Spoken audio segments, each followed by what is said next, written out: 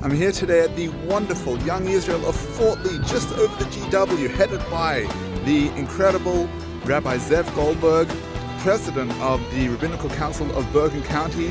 Join me as we learn the Transformative Daf as part of the Lunch and Learn series of the Young Israel. So today we are on Chagiga Daf Pei, page 5. Would somebody like to read for us Rebbe and Rabbi Chia? Anybody? Just in the English. Go ahead, please. Rebbe and Rabbi Chia were on a trip together. They arrived at a certain city and inquired, "Are there any Torah scholars here whom we could go and meet?" The people of the city said, "Yes, there is a Torah scholar here who is blind." Rabbi Chia said to Rebbe, "Stay here. As chief rabbi, there's no need to go out of your way. I shall go myself and pay our respects." Rebbe grasped his hand and insisted on joining him. Following their meeting, as they were taking leave, the Torah scholar said to them, "You greeted one who is seen and does not see.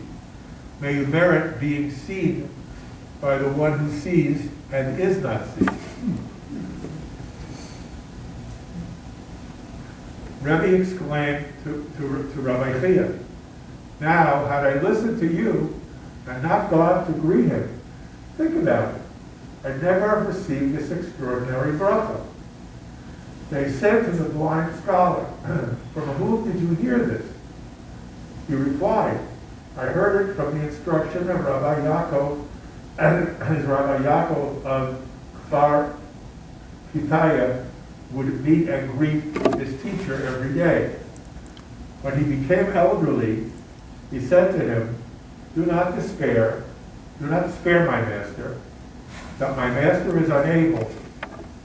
He said to him, 'It is a minor matter, that which is written about the sages, that he should still live always, that he should not see the pit, for he sees the wise men die.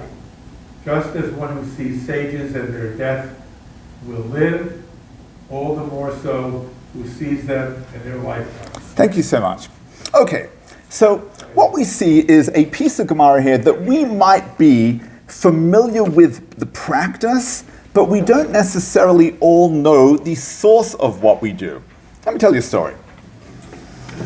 A couple of years ago, before COVID, we took our kids for the summer to Israel, and we went up north for about a week and visited the graves, the kvarim of Mishnaic sages, medieval sages, and one after another till our kids started getting the wrong impression.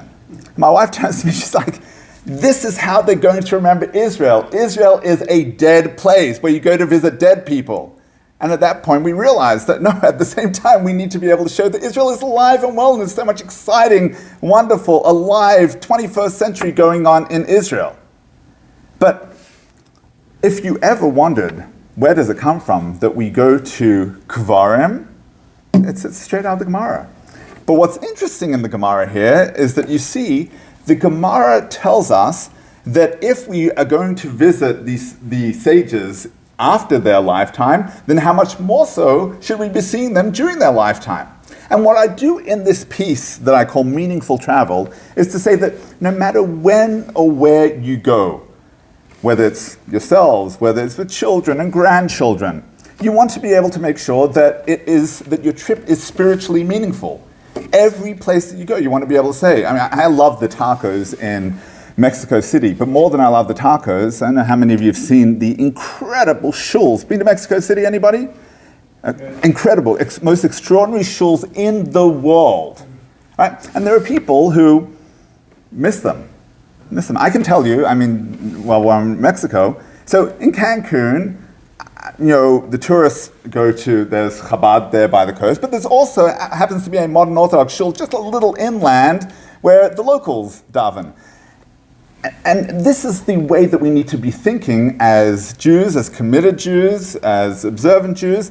What makes my trip, anywhere that I go, what makes it spiritually meaningful?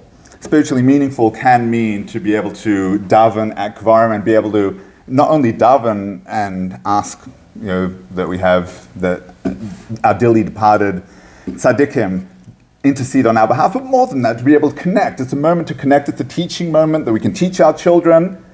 But beyond that, if we're going to see the Kvarim, then we also want to be able to see the great living figures, leaders of our people, and there are ample opportunities for that as well. And so that's just one idea that I take from today's Gemara. It's a story that we might just, what we call in yeshiva, daven up. Right? It's okay. So this rabbi, obviously there was a teaching right then and there that he said, I may be blind, but God sees everything. So we saw that teaching. But the fact that it was so important to them, they didn't say, well, let's go and hear a shir. That's not what they were asking for. Let's go and just meet this great man. Is there any great man here in town? That needs to be the focus of our holiday.